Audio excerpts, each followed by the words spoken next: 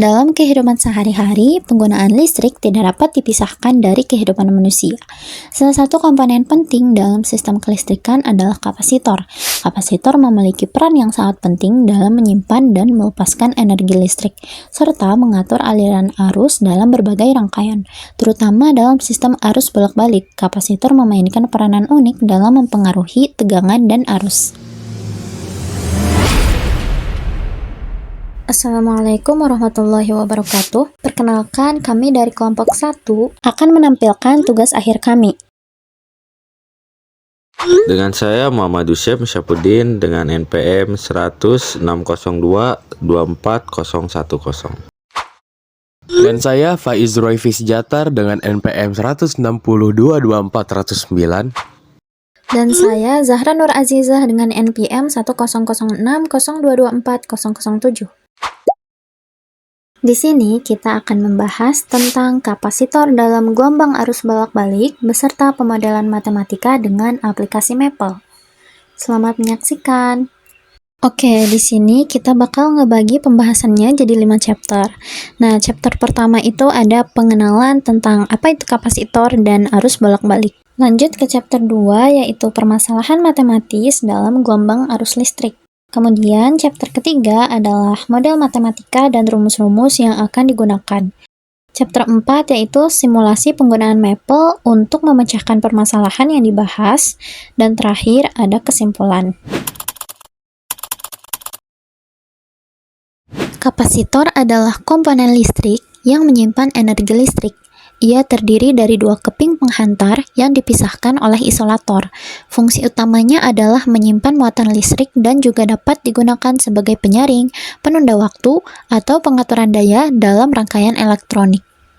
Arus bolak-balik atau yang biasa disebut alternating current adalah arus listrik yang arah dan besarnya berubah secara periodik. Arus bolak-balik atau AC seringkali memiliki bentuk gelombang sinusoida yang merupakan bentuk paling umum dan efisien untuk transmisi daya. Nah, saat kapasitor dihubungkan dengan sumber tegangan AC, ia akan mengisi dan membuang muatan listrik setiap siklus sesuai dengan frekuensi arus bolak-balik atau arus AC. Ini menyebabkan arus AC mengalir melalui kapasitor.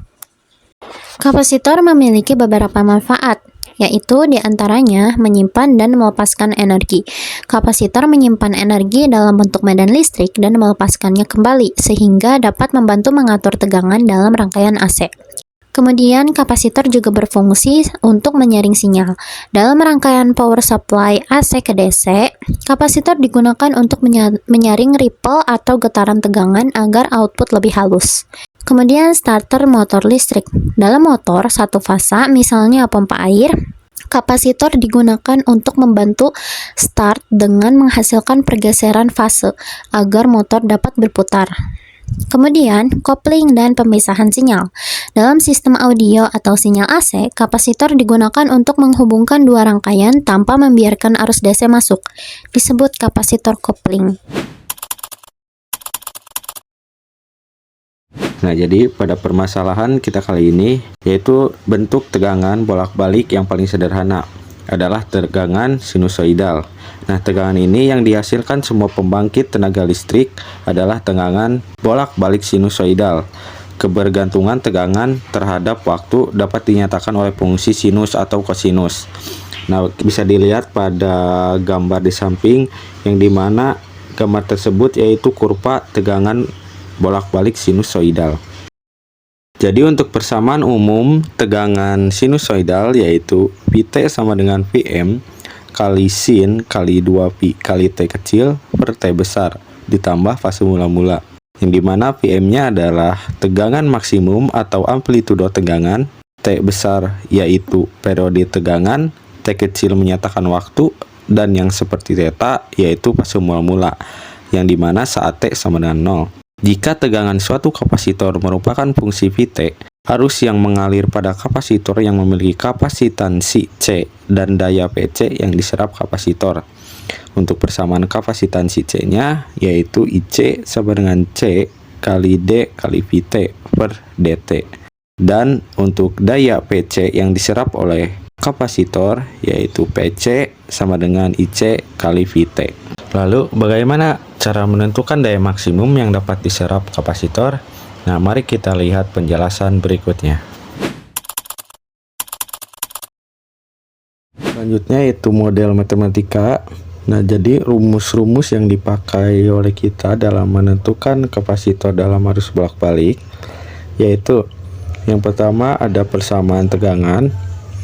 Vt sama dengan Vm kali sin kali 2pi kali T kecil per T besar ditambah fase mula-mula. Yang kedua yaitu daya listrik, yang dimana PC sama dengan IC kali Vt. Dan yang ketiga ada arus listrik, yaitu IC sama dengan C D kali Vt per dt. Oke, dari permasalahan sebelumnya, berikut adalah cara penyelesaian menggunakan Maple. Hal pertama yang dilakukan adalah kalian perlu setup dulu variabel-variabel yang ada dari fungsi tersebut. Di sini ada variabel Vm, variabel C, variabel T, dan variabel Frek. Untuk apa setup tersebut? Karena Maple itu membaca variabel-variabel Vm, T besar, dan frekuensi ini sebagai variabel konstanta ataupun koefisien. Jika kalian tidak men-setup tersebut, maka nanti setelah dilakukan perhitungan, variabel Vm, T besar, dan Frek ini akan tidak muncul kembali. Lalu kita tuliskan fungsi dari V tersebut, yaitu Vm sama dengan Vm kali sin di dalam kurung 2 kali pi kali T kecil per T besar ditambah Frek. Lalu untuk selanjutnya kita akan menghitung fungsi dari IC, yaitu kapasitansi dikalikan dengan turunan dari V. Nah, turunan dari V ini kalian bisa tulis dengan setup variabel V1. V1 itu adalah V turunan pertama dengan cara diferensial atau div dalam kurung V, T. Ini maksudnya adalah turunan dari V terhadap T. Maka akan muncul seperti ini. Ini adalah fungsi turunan dari V. Lalu kita setup variabel IC untuk menghitung fungsi dari arus listrik, yaitu dengan cara C dikali dengan turunan V-nya. Maka akan didapat fungsi IC seperti ini. Ini titik 2 sama dengan, mohon maaf, titik 2 sama dengan. Nah, kita akan mendapatkan fungsi arus listrik dengan cara C dikali turunan pertama dari V. Lalu, untuk rumus daya itu sendiri adalah IC dikalikan dengan V. IC dikalikan dengan V. Nah, lalu kita kalikan IC dikalikan dengan V. Maka akan didapat rumus daya seperti ini. Nah, di sini ada cos 2pi kali T per T besar ditambah Frek, sin 2pi kali T kecil per T besar ditambah Frek. Kalau dalam identitas trigonometri, sin A dikali cos A akan sama dengan setengah sin 2A. Maka dari itu, kalau kalian ingin menyimpulkan seperti itu, kalian bisa tambahkan di sini combine dalam kurung, lalu di sini kalian tambahkan koma trig. Trig itu adalah trigonometri. Maka akan jadi seperti ini. Namun, untuk perhitungan sekarang, kalian tidak perlu menambahkan combine karena nanti akan memengaruhi titik stasioner yang akan kita cari. Jadi, kita tidak perlu menggunakan combine dahulu. Lalu, kita turunkan fungsi dari daya ini menjadi fungsi turunan pertama dan kita taruh di variabel PC1. Itu sama titik 2 sama dengan diferensial dari fungsi P terhadap T. Maka ini adalah fungsi dari P, fungsi turunan dari pertamanya, turunan fungsi daya. Nah, setelah itu apa? Setelah itu, kita akan mencari titik stasioner dengan cara turunan pertamanya disama dengan K0, lalu nanti akan mendapatkan nilai dari T kecil tersebut. Caranya adalah dengan menggunakan solve, dalam kurung, turunan fungsinya, fungsi yang kita ingin cari, disama dengan K0, lalu untuk variabelnya adalah variabel T. Maka akan didapat seperti ini. Ini adalah titik-titik stasioner dari fungsi turunan daya pertama. Nah, karena kita memiliki juga titik ujung selang yaitu titik dari 0 sampai T tersebut, maka 0 sampai T juga merupakan calon dari titik ekstrim. Untuk itu, kita harus mencari titik sampel yang ada di antara kedua titik stasioner tersebut. Berarti di sini ada titik ujung selang awal 0, lalu di sini akhir adalah titik ujung selang dari T. Kita akan mencari titik sampel dari 0 sampai T dalam kurung pi kurang 4 frek per 8 pi, lalu titik sampel dari titik ini sama titik ini, lalu titik sampel T dalam kurung 3 pi kurang 4 frek per 8 pi sampai T. Untuk itu, untuk menstatistikasikannya kita menggunakan map. Map kita memproyeksikan variabel T ke dalam fungsi ini. Kalian bisa copy paste aja ke sini. Nah, lalu kita end dulu procnya. Lalu kalian masukkan nilai-nilai T sampel ke dalam fungsi ini, apa aja nilai-nilai T-nya. Kalau yang saya tahu dari 0 sampai T per pi min 4 frek per 8 pi itu nilainya adalah T dalam kurung mungkin pi min 4 frek pi min 4 kali frekuensi per, karena di sini 8 pi mungkin 16 pi boleh. 16 pi mungkin ini ada titik ini mungkin ada di antara 0 sampai titik yang ini. Lalu kita masukkan juga antara titik ini sampai titik ini mungkin kita bisa ambil titik T pi dikurang 2 frek, mungkin 2 frek bisa 2 frek per 4 pi. Karena di bawahnya ini ada 8 pi mungkin per 4 pi bisa. Mungkin per 4 pi bisa. Nah, lalu satu lagi, kita ambil titik sampel di antara titik ini sampai titik T. Mungkin kita ambil yang mendekati titik T saja. Mungkin kayak T dalam kurung ini pi kurang 4, pi kurang 2, yang ini mungkin pi saja. Per yang di bawah ini 16, 4, maka dari itu bisa ini pakai 2 pi. Kita tutup kurung lagi, maka akan jadi seperti ini. Nah, ini fungsinya terlalu panjang, mungkin kita bisa akan simplify. Nah, karena fungsinya ini terlalu panjang, kita tidak bisa membandingkan. Kita bisa menggunakan di depan ini kita tambahkan dengan simplify. Tutup kurung 1, maka di sini kita tambah lagi tutup kurungnya. Maka akan menjadi seperti ini. Untuk itu kita bisa tambahkan lagi combine, karena ini fungsinya masih acak-acakan, kita bisa menggunakan combine. Combine dalam kurung, maka di sini tutup lagi. Tutup kurung lagi.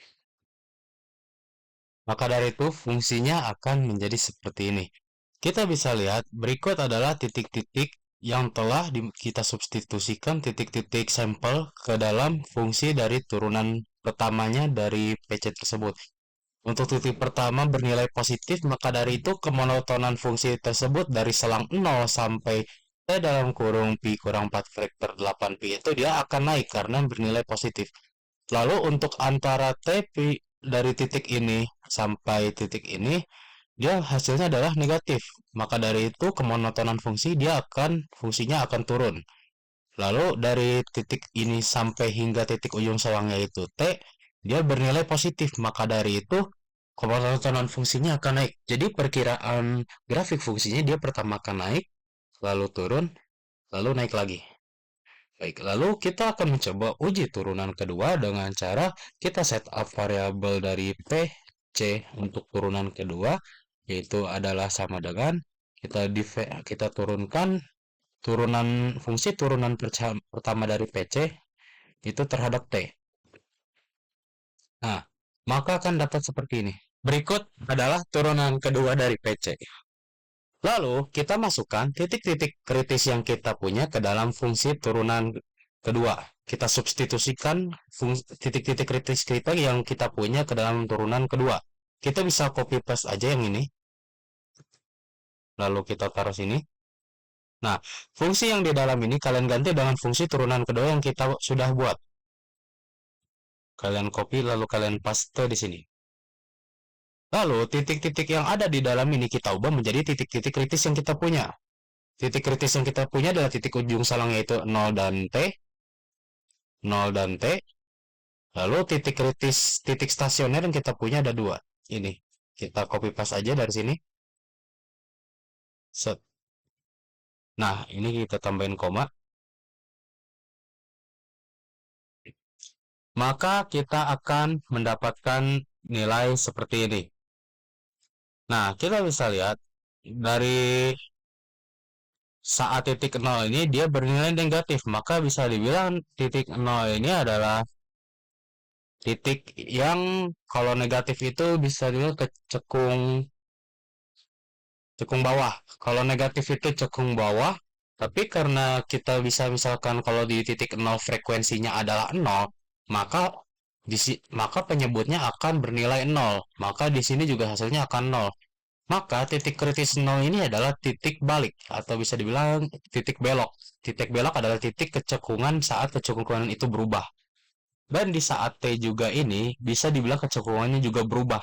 Maka bisa bilang di sini adalah titik maksimal dan minimalnya di sini. Untuk di titik T dalam kurung Pi kurang 4 faktor 8 Pi ini adalah nilainya negatif, lalu titik yang di sini T dalam kurung 3 per 3 Pi kurang 4 faktor 8 Pi di sini nilainya positif.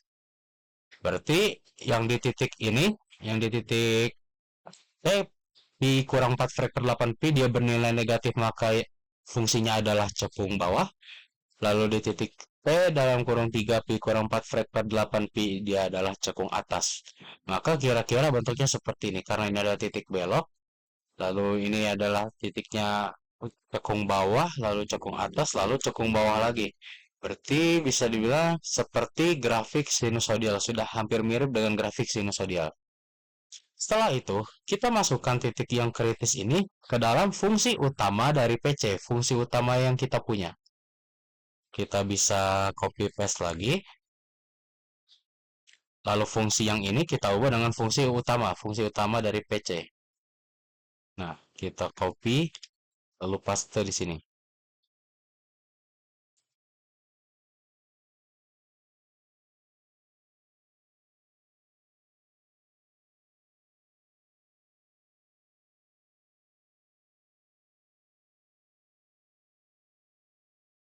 Nah, lalu kita enter. Nah, kita bisa didapat dengan nilai seperti ini. 2CVM kuadrat ini adalah fungsi utamanya setelah didapat 0 T T3 Pi min 4 frek. Nah, ini adalah titik-titik nilai-nilai maksimum dan minimumnya. Bisa dilihat di sini adalah karena saat titik 0 frekuensinya adalah 0, maka ini adalah hasilnya 0. Dan saat di titik T juga frekuensinya 0, maka ini juga hasilnya 0. Nah, berarti yang fungsi ini dan yang fungsi ini adalah nilai maksimum dan minimumnya. Karena ini nilainya positif berarti nilai maksimumnya, dan ini nilai negatif maka ini nilai minimumnya. Maka dari itu ini adalah bisa dibilang rumus asli, rumus umum dari nilai daya maksimum. Maka seperti itu. Nah, bisa juga kalian bisa mencari fungsi nilai daya maksimum dengan cara kita tulis dulu untuk fungsi dayanya. Nah, karena yang saya bilang sebelumnya, fungsi dari PC ini kalian bisa disimpulkan dengan menggunakan identitas trigonometri, yaitu jika sin A dikali cos A sama dengan setengah sin A, maka kalian bisa menggunakan combine. Maka kita bisa tulis dengan PC yang baru, itu sama dengan kita combine dari fungsi awal, fungsi yang PC, dengan trigonometri. Nah, kira-kira seperti ini. Lalu, karena fungsi itu maksimal saat sin itu sama dengan bernilai 1 ataupun negatif 1, maka kalian bisa mensubstitusikan dengan kalian bisa mengubah nilai sin ini menjadi 1 dengan cara kita bikin bikin baru, variabel baru, max dan min. Itu kalian bisa substitusikan nilai sin ini, kalian copy aja yang sinnya. Itu sama dengan 1 terhadap fungsi yang P, C, yang new, yang baru. Dan juga kalau kalian bisa juga mensubstitusikan nilai negatif 1.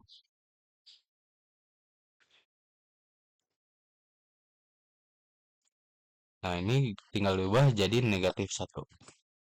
Maka akan didapat seperti ini. Nah, sama saja kan, ini berarti ini adalah fungsi untuk daya maksimal, rumusnya adalah seperti ini. T dikali Vm kuadrat kali Pi per periode. Maka hasilnya sama saja. Lalu kita lanjut ke contoh soal. Contoh soal yang di sini. Nah, berikut ini adalah kita melihat turunan fungsi trigonometri dalam rangkaian listrik. Tegangan pada suatu kapasitor merupakan fungsi sinus Vc sama dengan 200 sin 400T. Berarti yang 200 ini adalah untuk variabel Vm-nya, sin 400T ini adalah untuk variabel 2 Pi kali T per T besar sama dengan 400T.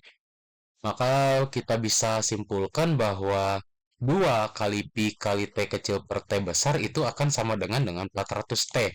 Maka dari itu kita bisa mendapatkan nilai periodenya dengan cara kita sama dengankan 2 kali Pi kali T kecil per T besar sama dengan 400T. Lalu kita pindahkan T besarnya ke ruas kanan, dan 400T-nya ke ruas kiri, maka nanti akan menghasilkan 2 kali Pi kali T kecil per 400T kecil akan sama dengan T besar. Lalu kita sederhanakan, maka kita akan mendapatkan nilai Pi per 200. Berarti di sini, di soal ini, untuk ujung selangnya yaitu dari 0 sampai Pi per 200. T-nya adalah Pi per 200. Kita akan melihat bentuk arus yang mengalir pada kapasitor. Berarti kapasitansi dari arus listriknya itu adalah C sama dengan 2 kali 10 pangkat negatif 6 farad.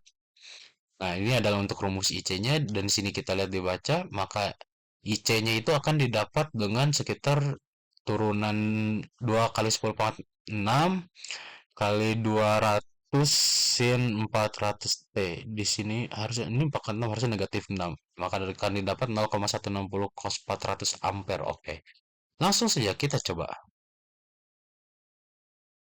Nah, tadi kita didapat adalah V-nya itu adalah Vm-nya adalah sama dengan 200, dan T-nya itu adalah Pi per 200, C-nya adalah 2 kali 10 pangkat negatif 6,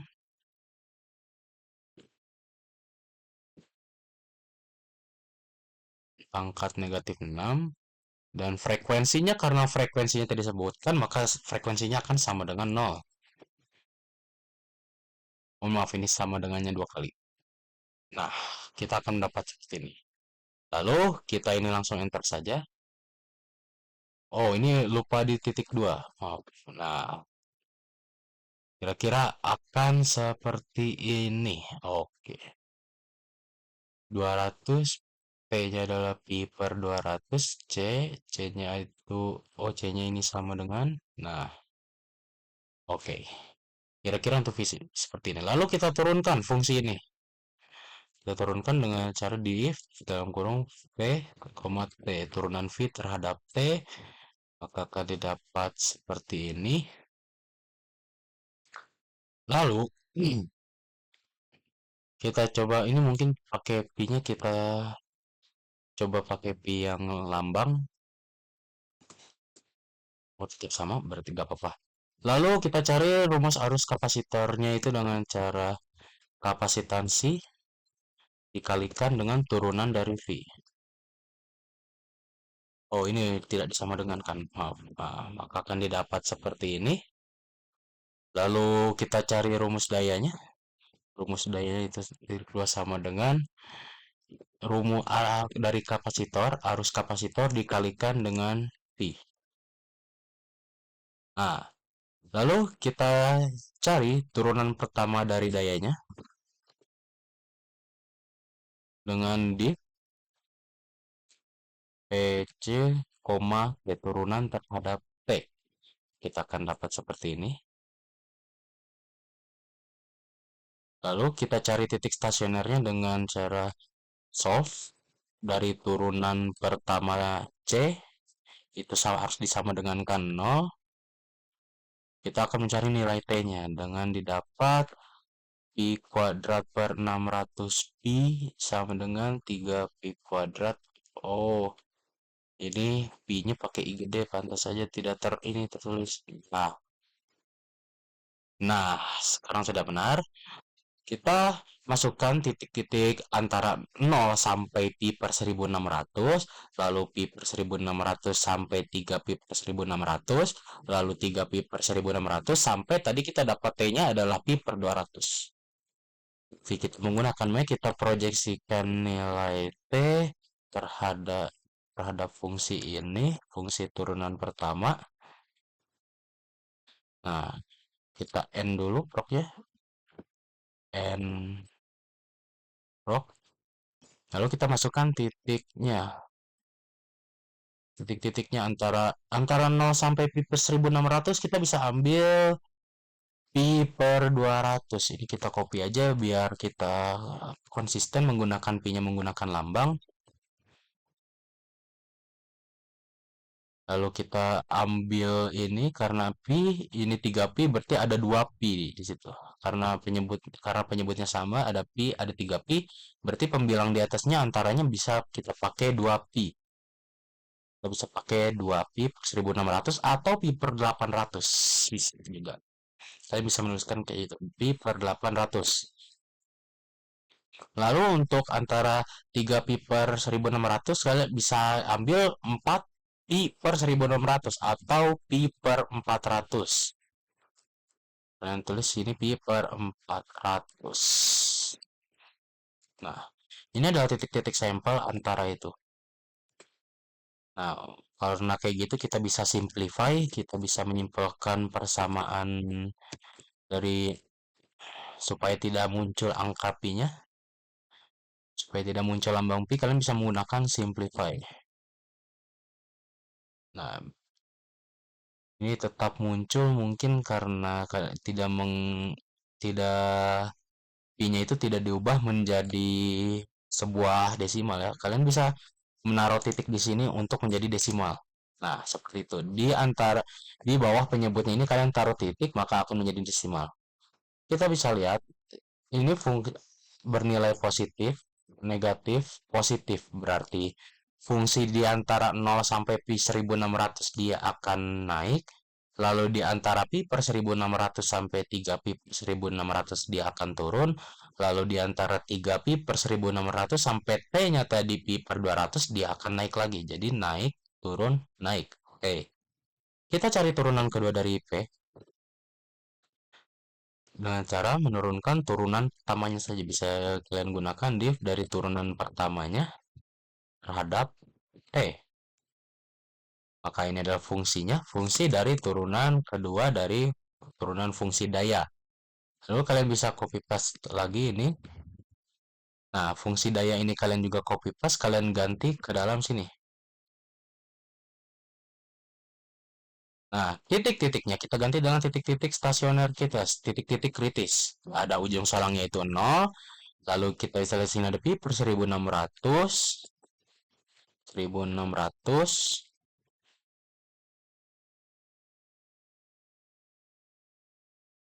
pi per 1600 kalian copy dulu, set.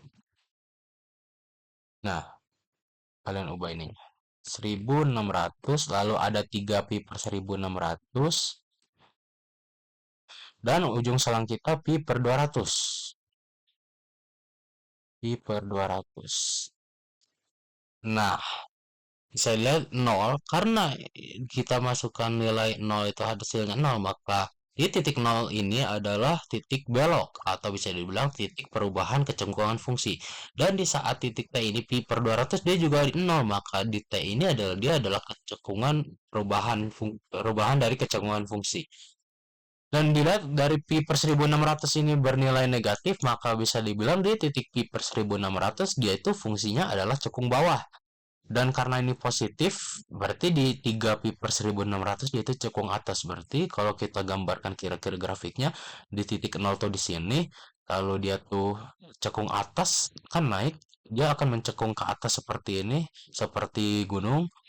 Lalu dia cekung bawah seperti lembah, maka dia akan kembali ke 0. Sudah mirip fungsi sinusoidal. Lalu kita bisa copy ini lagi. Nah, kita masukkan fungsi titik-titik kritis ini ke dalam fungsi utama, yaitu fungsi PC tadi. Kalian bisa kalian bisa copy ini fungsi PC-nya.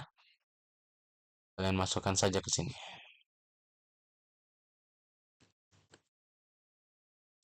Nah, tinggal enter, maka akan didapat 0, 16, negatif 16, 0. Nah, ini 0.